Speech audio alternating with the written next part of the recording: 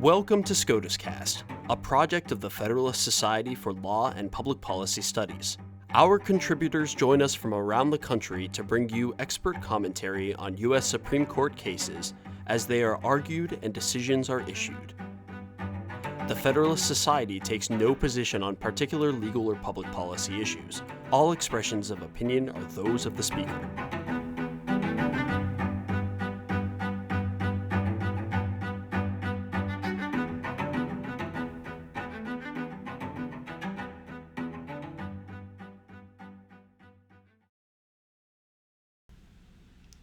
Thank you for tuning in for the October 2021 term of SCOTUScast. I'm your host, Nick Garfinkel, on behalf of the Faculty Division of the Federalist Society.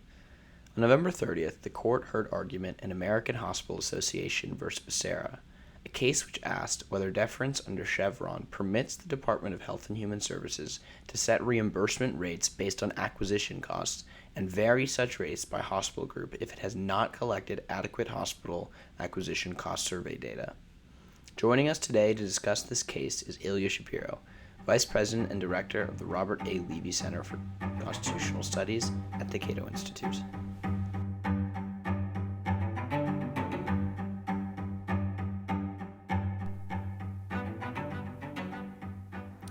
Hello, this is Ilya Shapiro, Vice President of the Cato Institute and Director of the Robert A. Levy Center for Constitutional Studies. This morning, I listened to the Supreme Court argument in American Hospital Association versus Becerra, so you don't have to. This is the term's big Obamacare case, but it's not an existential challenge to Obamacare. I think we're done with those. Instead, it's a very technical challenge involving Medicare reimbursement rates, and specifically a Department of Health and Human Services rule that cut Medicare reimbursements for prescription drugs for hospitals that participate in a program for underserved communities. The D.C. Circuit ruled that the reimbursement cut was a reasonable interpretation of the Medicare statute, and that's why the justices are now reviewing whether deference by the D.C. Circuit under Chevron, of course, this is why people are paying attention to the case, is warranted.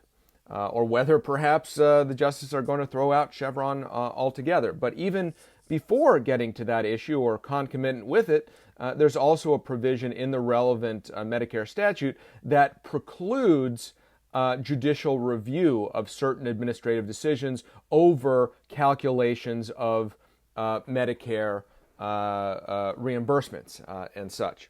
So the argument came off as one might expect. Don Verrilli, the former Solicitor General under President Obama, arguing for the hospitals, made the point that the agency went beyond its powers in shifting down the reimbursement rates, and the D.C. Circuit went beyond its powers in simply deferring to that.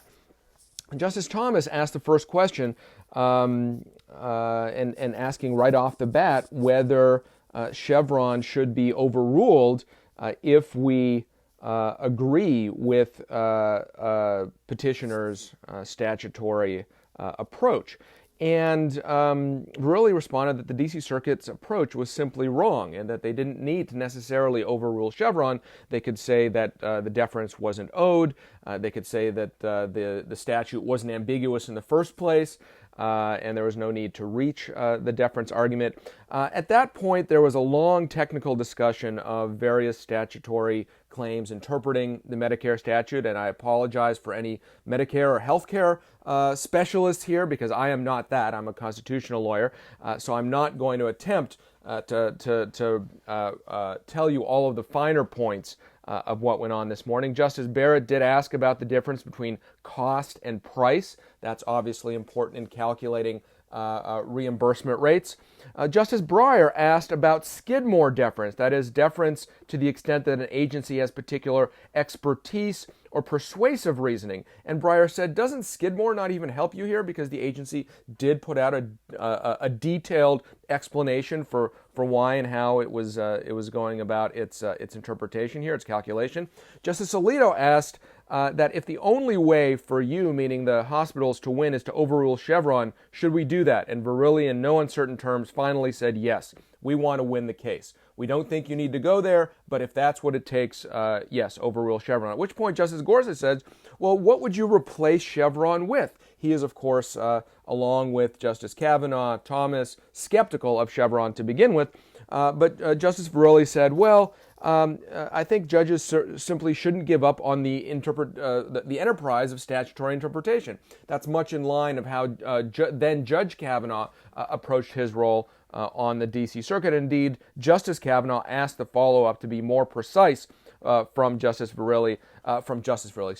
Solicitor General Verrilli, who said that basically judges should exhaust the toolkit of statutory interpretation, kind of like what the court did to our deference, that is the deference to agencies' reinterpretations of their own regulations in the Kaiser case. So that could be some foreshadowing. That's certainly one of the ways in which the court could decide this case, to keep Chevron but trim it back to circumstances where, for example, the agency truly is acting with expertise. It is drilled down with precision on all the normal statutory interpretation canons, etc.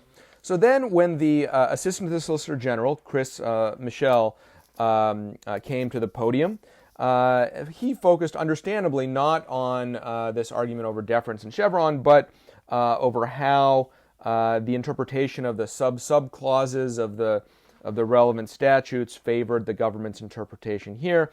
Justice Barrett said that she wanted to return to the Chevron deference question, and specifically to Verrilli's suggestion that the court apply all the tools in the toolkit as it did in Kaiser. Well, the Solicitor General's lawyer said that this was clearly a Chevron case because the government went into a lot of detail with notice and comment rulemaking, explained its calculations, that it did act with precision, with expertise. It wasn't acting in an arbitrary manner.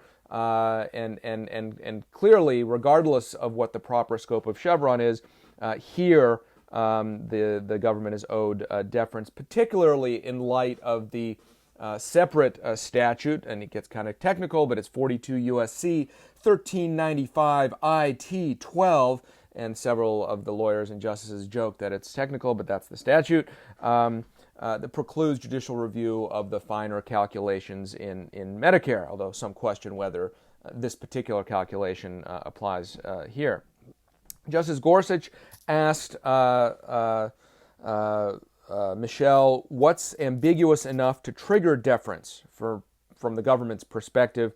And the response after some hemming and hawing was, I'm not sure anyone can answer that question. There was a discussion of law review articles that had been written about this, of course. Well, in rebuttal, Don Verrilli simply said that how much ambiguity is enough to trigger deference? And the answer is way more than you have here. So again, probably not necessary to overturn Chevron for the hospitals to win their case here.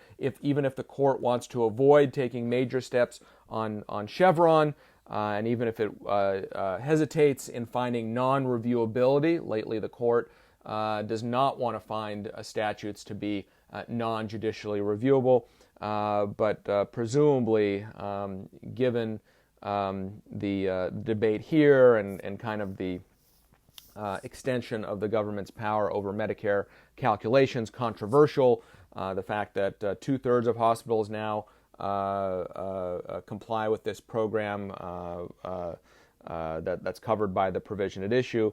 I think it will be possible for the court to find some sort of middle ground, or at least trim Chevron sails, maybe add some teeth akin to what Kaiser did to our. But at the end of the day, we did get a definite, serious discussion about the proper scope of Chevron, and regardless of how this very technical case is ultimately decided, and again, it might not be that much of an impact on administrative law, but it will be worth many, many millions of dollars, significant development, certainly in the realm of healthcare regulation. Thank you for listening to this episode of SCOTUScast. SCOTUScast is a project of the Federalist Society, a not-for-profit educational organization of conservative and libertarian law students, law professors, and lawyers. founded upon the principles that the state exists to preserve freedom, that the separation of governmental powers is central to our Constitution, and that it is emphatically the province and duty of the judiciary to say what the law is, not what it should be. Don't forget to subscribe to our podcast series, including SCOTUScast and Practice Group podcasts, on iTunes or Google Play. For an archive of past podcasts, as well as audio and video of past Federalist Society events, please visit our website at fedsoc.org/multimedia. That's fedsoc.org/multimedia.